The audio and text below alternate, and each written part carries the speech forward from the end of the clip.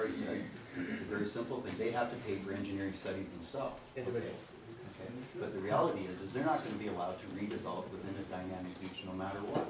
But the real truth is, she answered the question earlier. The default limit exists, as Doug said. It isn't going to change. What they'll only do is modify it to they'll only mitigate it to a minor point, just like a Sawville's done. It'll be refined. They'll just refine it. They'll refine it. That's all they'll do. That's really all they do. For that money. That's all they'll do. So I will moved and seconded that we support the program, the funding, and I guess that would have to go through budget to improve it. Yeah, I guess that's the only question I have, is what benefit is there to the 11,000 people of Land Insurance? Mayor Dec. Well, I certainly see the potential benefit to the people in West Ipperwash, but I just have to have an assurance that you really think that these individuals that are coming to you with applications could be benefited by this, because the way you explained it with this existing limit, and that it's not going to change until the government, the Ontario government, reconsiders it. It appears that there's limited opportunity, regardless if they do a study or not, that they wouldn't get approvals. And so why are we spending the money if it's very unlikely that they're going to get approvals? Because it's within the dynamic beach limitations. Well, so basically what we would do is we would have this model done. The consultant would take these cross sections and figure out where of that building line. They've done it in Wasaga Beach because they've got the similar type of situation. You take the cottages as a limit, and then you look at the structures in front of them as well. And then is the dynamic beach limit the building limit? Because there's no coastal processes. This is just an example. The coastal processes are limited behind the cottages. At what point behind the cottages do the coastal processes stop? So the dynamic beach limit would change through this modeling exercise. That's what we're proposing. Well, it would mean like some of them could do something to their accessory garage, like put a loft, because right now they can't do that. They can't they tear down a garage, accessory garage. Like some of them want to tear down and build a permanent home, and where to build it all. They're building in a low-lying area and they don't want to do it. So it provides. But they could do it they can do their own dynamic beach studies. Yeah, they can. If they want to do it.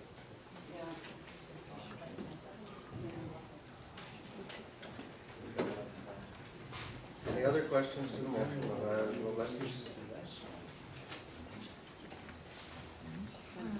I will let you speak again if you'd like, Mr. Russell. Thank you, Mr. Mayor. I'll just make, sorry. Thank you. Well, local improvement, okay, a local improvement, okay. Think of what the question's been asked 3 times, but local improvement. So the question's been asked, where's the benefit to the whole? The fact is, this is very specific to a slice, and so maybe an amendment would be a friendly amendment, maybe in order to send to budget with the codicil that says that we look into some form of a local improvement payment.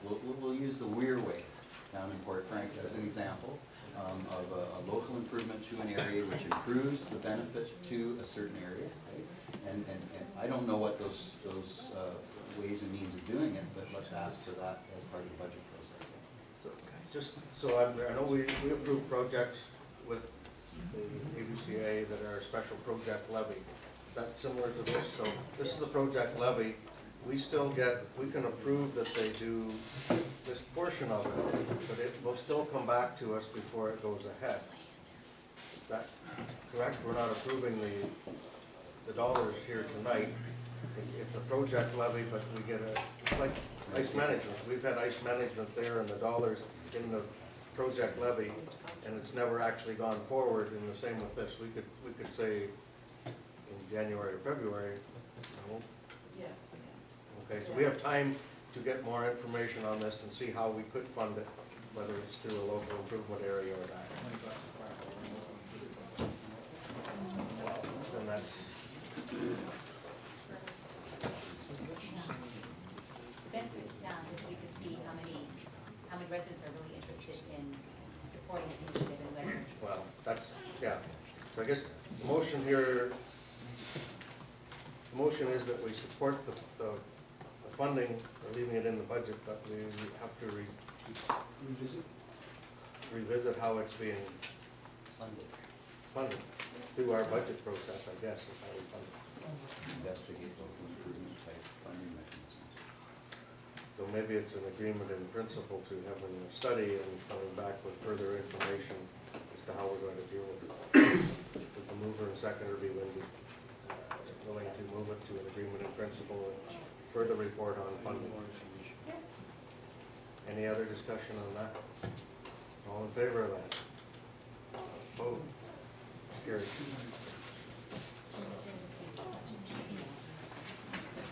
Yeah, the other, I guess, is the draft budget that the Conservation Authority, I guess you have a meeting on the 21st. Is that what I've seen there? And the special levy, there's a couple things. There's one for the, our share is 29,000. And the LC Dodge Conservation Area, there's a share for 1,000. And the other project, the watershed mapping,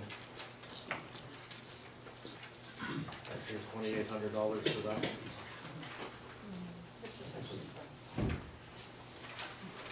Mayor Dec? Yes, through you, Patty. I'm just wondering, the cost we're spending for the SB Dodge conservation area is increasing from 400 to 2,000.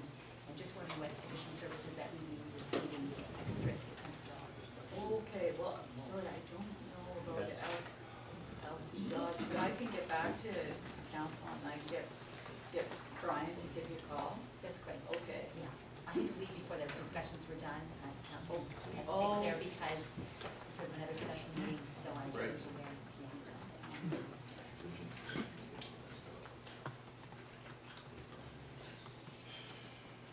So I guess we need to know what, if we support the budget in St. Clair, if our member would like direction on that, that we support this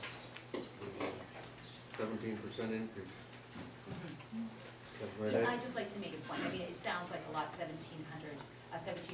but it's a total of $4,900, less than $5,000 in total. So it's, and the mapping, the 3D watershed mapping does seem to have a lot of value to the planners in giving topographical visuals for them to understand, even from a distance, what they're working with. So for $2,800, I think that's a worthwhile investment as well.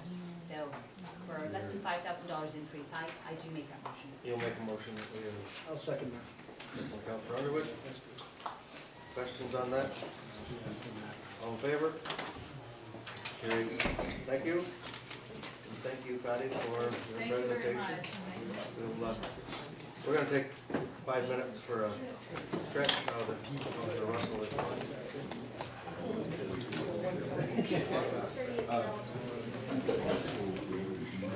Okay, I will call us back to order. And we're at the bylaws and resolution. Bylaw 135, Pacific Highway, Pinery Bluffs. Bylaw 136 is Aaron Place. Bylaw 137, the road maintenance service with Rice. Bylaw 138, development charges bylaw that we have. Okay, we'll just leave that one out for right now because we need to talk about that a little more. And bylaw 139 is the confirming resolutions to date. And bylaw 134 is the bylaw with the updated names in here for the Schedule A for the committees. So motion for those bylaws, 134, 135, 136, 137, and 139. Councilor Cook, second by Councilor Underwood. 3 readings. All in favor of that? Carried. And 9.4, I guess, is the development charges bylaw. And we have, did we get a copy of this? This is the recommendation. Yeah, the information there, just